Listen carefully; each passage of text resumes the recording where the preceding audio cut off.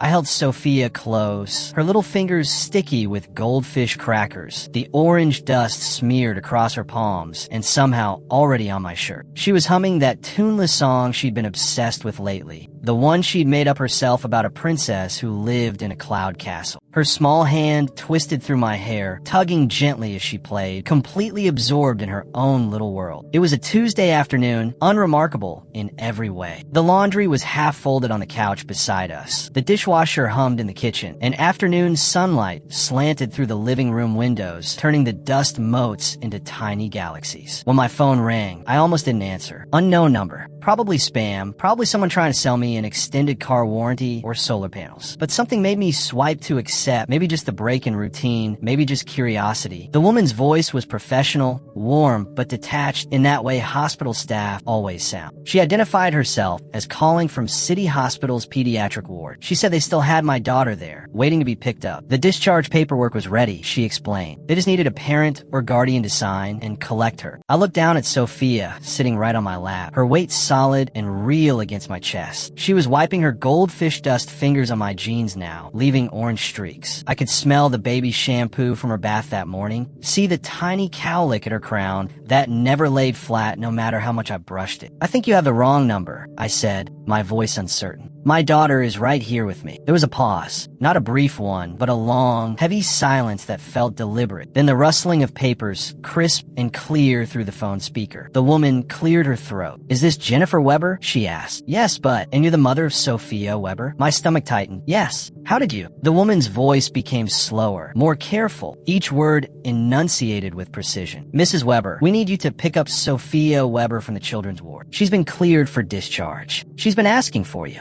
My hand started shaking so badly I nearly dropped the phone. Sophia looked up at me, her brown eyes curious, sensing something wrong in that way children do. "Mama," she said softly. I pulled her closer with my free arm. "There must be some mistake," I told the woman, my voice coming out higher than normal. "Sophia is home with me. She's been with me all day. She's safe and sound." Another long pause. More paper rustling. I could hear other voices in the background, hospital sounds, intercoms, distant conversations, the beep of machines. "Ma'am," the woman said, and now there was confusion in her voice, uncertainty creeping into that professional tone. "Can you confirm your daughter's birthday for me?" "March 15th, 2019, I answered automatically. The date I'd never forget, the day my life changed completely, the day I became a mother. 23 hours of labor, an emergency C-section at the end, and then Sophia, red-faced and screaming and absolutely perfect. "Mom." The woman's voice had changed entirely now. She sounded worried. "Our records show Sophia Weber, born March 15, 2019, was admitted to our facility 3 days ago following a playground accident. She sustained a head injury that required observation. She's been asking for you constantly. She's been very upset. 3 days ago." I ran through the timeline in my head. 3 days ago was Saturday. Sophia had been at daycare. They did weekend hours for parents who worked irregular schedules. I'd drop her off at 8 in the morning, picked her up at noon. She'd been excited to show me a painting she'd made. A blob of color, she said, was our family. She'd scraped her knee on the slide. I remembered that clearly. A little blood, some tears, but nothing serious. We'd put a Paw Patrol Band-Aid on it, and she'd forgotten about it within minutes. We'd come home, made mac and cheese for lunch, her favorite, the kind with the powdered cheese that turns everything neon orange. We'd watch cartoons, 3 episodes of Bluey and 2 of Daniel Tiger. She'd taken her nap at 2 o'clock, slept for 90 minutes like always. When she woke up, we'd play with her dollhouse until dinner. Every moment was vivid in my memory, clear and real and absolutely certain. "There's been a mistake," I said firmly. "Sophia didn't have any playground accident 3 days ago. She scraped her knee, but that's all. We came home. We've been home. Mrs. Weber," the woman said, and now she sounded almost apologetic, like she was delivering bad news. "According to our records, Sophia fell from the climbing frame at approximately 10:30 a.m. on Saturday morning. She hit her head hard enough that she lost consciousness briefly. A teacher from her daycare, a Miss Dorothy Miller, brought her to our emergency room. The teacher stayed until Sophia was stable and admitted for observation." My mouth went dry. Sunshine Daycare. That was Sophia's daycare. But there was no teacher named Dorothy there. I knew all the staff. Sophia's primary teachers were Miss Patricia and Miss Gina. I'd known them both for over a year, had their cell phone numbers saved in my phone, had met with them for parent-teacher conferences, and chatted with them during pickup and drop-off hundreds of times. There was also Miss Rebecca, who did art activities, and Mr. James, who taught music on Thursdays. No Dorothy. No one by that name had ever worked there. There's no teacher named Dorothy at Sunshine Daycare, I said. You've made a mistake. You have the wrong family. Ma'am, I'm looking at the intake form right now. It lists Sunshine Daycare on Maple Street. It has your phone number, your address, your emergency contact information. It's all correct. Then someone gave you false information, I said, my voice rising. Sophia squirmed in my lap, uncomfortable with my tension. My daughter is right here. She's fine. She didn't go to any hospital. Mrs. Weber, could you please come to City Hospital? I think we need to sort this out in person. I stared at my phone after she hung up, scrolling through recent calls. No missed calls from any hospital. Nothing from any unknown numbers in the past 3 days. I checked my voicemail, empty except for a message from my dentist about an upcoming cleaning. I opened my text messages, my email. Nothing. Sophia tugged on my shirt. Mama, you're squishing me, she said. I loosened my grip, realizing I'd been holding her too tightly. Sorry, baby. I kissed the top of her head, breathing in that little kid smell of shampoo and crackers and something sweet I could never quite identify. I should have ignored it. I should have assumed it was a scam, some elaborate scheme, and just blocked the number. But something cold had settled in my chest, something that felt like dread. The woman had known too much. Sophia's full name, her birthday, her daycare, our address. I grabbed my keys and Sophia's shoes. Come on, sweetie. We're going for a drive. Where? She asked, excited. Any trip in the car was an adventure to her. Just to check on something, I said, forcing my voice to sound light and normal. It'll be quick. I buckled Sophia into her car seat, checking the straps twice like I always did. She clutched her favorite stuffed rabbit, a worn purple thing she named Hopscotch. The drive to City Hospital took 15 minutes through afternoon traffic. My hands were sweating on the steering wheel. My heart pounded against my ribs so hard I could feel it in my throat. This was insane. This was some kind of mistake, some administrative error. I'd walk in there. They'd realize they'd mixed up files or called the wrong family, and we'd go home. That was all this was. The hospital parking lot was half empty. I parked near the main entrance, unloaded Sophia from her car seat. She held my hand as we walked through the automatic doors, her small palm warm in mine. The lobby smelled like antiseptic and cafeteria food. A volunteer at the information desk directed us to the pediatric ward on the 3rd floor. The nurse at the pediatric station looked up when we approached. Her eyes went to Sophia, then to me, and her face went pale. Actually pale, the color draining from her cheeks like someone had pulled a plug. Mrs. Weber? She whispered. Yes, I got a call about. Wait here, she said abruptly, standing up so fast her chair rolled backward and hit the wall. Just wait right here. Don't move. She disappeared through a door marked staff only. I stood there, holding Sophia's hand, feeling increasingly surreal. Sophia was looking around with wide eyes, taking in the colorful murals on the walls, the fish tank in the corner, the other children being wheeled past in wheelchairs or walking with 4 poles. The nurse came back with another nurse, a younger woman with red hair, pulled back in a tight bun. They both stared at us. Then the second nurse turned and walked down the corridor, moving quickly. She came back a moment later, and she was holding the hand of a little girl. The world tilted. Brown hair pulled back in 2 ponytails, secured with elastic bands that had little plastic flowers on them. Brown eyes, the same warm shade as Sophia's, with the same long lashes. A yellow shirt with a butterfly on it, purple leggings, white sneakers with pink laces. The girl looked exactly like Sophia, not similar. Not just resembling, not like a cousin or a sister or even a twin. Identical in every conceivable way. The same face, the same build, the same height. The same little button nose, the same shape of her ears, the same curve of her chin. The girl saw me. Her eyes locked onto mine, and her face transformed with relief and joy. Mommy, she whispered, her voice breaking. It was Sophia's voice. Exactly Sophia's voice, with the same slight lisp on the sound, the same pitch and tone. Sophia squeezed my hand tighter, pressing herself against my leg. I felt her body tense, felt her breathing quicken. She was scared. My Sophia was scared of this other girl who looked exactly like her. The nurse with the clipboard. I could see her hands trembling, the paper shaking. Mrs. Weber, she said, her voice barely audible. Which one is yours? I couldn't speak. My throat had closed up. I looked between the 2 girls, my brain refusing to process what I was seeing. This wasn't possible. This couldn't be real. The other girl took a step toward me. Mommy, she said again, louder now. I've been waiting. They said you'd come. I've been waiting for so long. That's not my mommy. Sophia said, her voice high and frightened. She tried to hide behind my leg. I found my voice. This one, I said, pointing to Sophia with a shaking hand. This is my daughter. This is Sophia. The other girl's face crumpled. Tears spilled down her cheeks. No, she sobbed. I'm Sofa. Mommy, don't you know me? It's me. She started moving toward me, reaching out with desperate, outstretched arms. The nurse caught her gently, held her back. Honey, let's just wait a moment, okay? I want my mommy, the girl wailed. I've been calling for my mommy. I fell down and I hurt my head, and I've been waiting, and she promised. Dorothy promised mommy would come. The first nurse looked at me, her expression a mixture of confusion and something like fear. Mrs. Weber, this child has been here for 3 days. She's been asking for you the entire time. She's been very distressed. We've been trying to reach you. I never got any calls, I said. Check my phone. Check my records. I never received anything from this hospital. She's been calling for her mommy, the nurse repeated. She knew your name. She knew your phone number. She knew everything. I knelt down, my legs feeling weak. I looked at both girls carefully, my mind racing, trying to find some difference, some way to tell them apart. They were wearing different clothes, but that meant nothing. The same face looked back at me from 2 different bodies. The same brown eyes, the same spray of freckles across the nose, the same slightly crooked bottom tooth. I looked at Sophia, my Sophia, the one who'd been with me, the one I knew was mine. There was a little scar on her left knee, a thin white line from when she'd fallen off her tricycle last summer. I'd been right there, had scooped her up, had kissed the scrape, and carried her inside for a band-aid. I reached out and pushed up the other girl's pants leg, my hand shaking. There, on her left knee, was the same scar. Same size, same placement, the same thin white line. My vision started to blur. I checked Sophia's right ear, running my finger behind it, until I found the tiny birthmark, barely visible, a small brown spot the size of a pencil eraser. Then I checked the other girl. Same birthmark, same location, same size. I was going to be sick. Sophia's front tooth was chipped, a tiny piece broken off the corner from when she'd bitten down on a frozen popsicle too hard. I'd warned her it was too frozen, but she'd been impatient. I looked at the other girl's teeth. Same chip, same tooth, same corner. This isn't possible, I whispered. A doctor appeared, a tall man with gray hair and glasses. The nurses must have called him. He introduced himself as Dr. Patterson, the pediatric attendant. He suggested DNA tests, but those would take days to process, maybe a week. He suggested keeping both children overnight for observation and medical evaluation. Police were called. 2 officers arrived, a man and a woman, both looking bewildered as they took in the scene. They asked questions I couldn't properly answer. They took statements from the nurses. They looked at the intake paperwork from 3 days ago. While we waited, they moved us to a small consultation room, a space clearly designed to deliver bad news to families. Soft lighting, comfortable chairs, a box of tissues on the table. I sat with Sophia on my lap, but the other girl kept moving closer, inch by inch, sliding her chair nearer to mine. Honey, I said to the other girl, trying to keep my voice gentle. Can you tell me what happened? Can you tell me about the fall? She nodded, wiping her eyes with the back of her hand. I was on the climbing frame, she said, the big one with the yellow slide. I was at the top and I slipped. I fell down and hit my head really hard. It hurt so much. And then what happened? I was crying and my head hurt and everything was fuzzy. And then Miss Dorothy came. She said she'd take care of me. She said she'd take me to see the doctor and that you'd come get me. What did Miss Dorothy look like? The girl thought for a moment. She had brown hair like yours, but shorter, and she had a nice smile. She wore a blue shirt with the daycare logo on it. She said everything would be okay. Had you seen Miss Dorothy before? She was new, the girl said. She was only there for a few days. She said Miss Patricia was sick. That part was true. Miss Patricia had been out with the flu. The daycare had mentioned they'd brought in a substitute, but I'd never met her, never seen her. I dropped Sophia off early those days before the substitute arrived and picked her up during lunch when the kids were with other teachers. I pulled out my phone and opened the photo album. Can you tell me about our house? I asked the girl. Her face brightened. We have a blue mailbox, she said. The corner is dented because Daddy backed into it with the car before he left. And there's a crack in the driveway that looks like lightning. And my room has unicorn wallpaper that we picked out together at the store. Remember? You let me choose, and I picked the one with the rainbows. My blood ran cold. Every detail was correct. My ex-husband had backed into the mailbox 2 years ago, right before he'd moved out. We'd never fixed it. The crack in the driveway, the unicorn wallpaper, she knew everything. What's your favorite food? I asked. Chicken nuggets shaped like dinosaurs, she said immediately. And mac and cheese, the kind with powdered cheese, not the kind from the box with the packet. And I like apple juice, not orange juice, because orange juice is too sour. Sophia stirred in my lap. I like those things too, she said quietly. What are your stuffed animals' names? I asked the other girl. Hopscotch is my bunny, and Mr. Whiskers is was my cat, and Princess Sparkle is my unicorn, and she listed them all, every single one, in the exact order they sat on the shelf in Sophia's bedroom. She knew which ones she slept with, which ones were just for display, which one her grandmother had given her for her second birthday. The detective who'd been called in was a woman in her 40s, Detective Sarah Chun. She had a kind face, but sharp eyes. She sat down across from me and spoke quietly. Mrs. Weber, we've been looking into the teacher, Dorothy Miller. The ID she provided to the daycare was fake. Professionally made, but fake. The social security number doesn't exist. The address on file is a vacant lot. What does that mean? I asked, though I already knew it meant nothing good. It means we don't know who she really is. The daycare did a background check, but the fake credentials were good enough to pass their initial screening. She only worked there for 3 days while Miss Patricia was out sick. She never came back after Saturday. Where did she go? We don't know. She's vanished. No one at the daycare got a good photo of her. The security cameras only caught her from behind or at angles that don't show her face clearly. It's like she knew where the cameras were. What about the hospital? I asked. She brought the girl here. Someone must have seen her. We're pulling the ER security footage now, Detective Chin said. But Mrs. Weber, I need to ask you something. Is there any possibility that Sophia has a twin? A sibling you gave up, or that was adopted, or... No, I said firmly. I only had one baby. There was no twin. It was a C-section.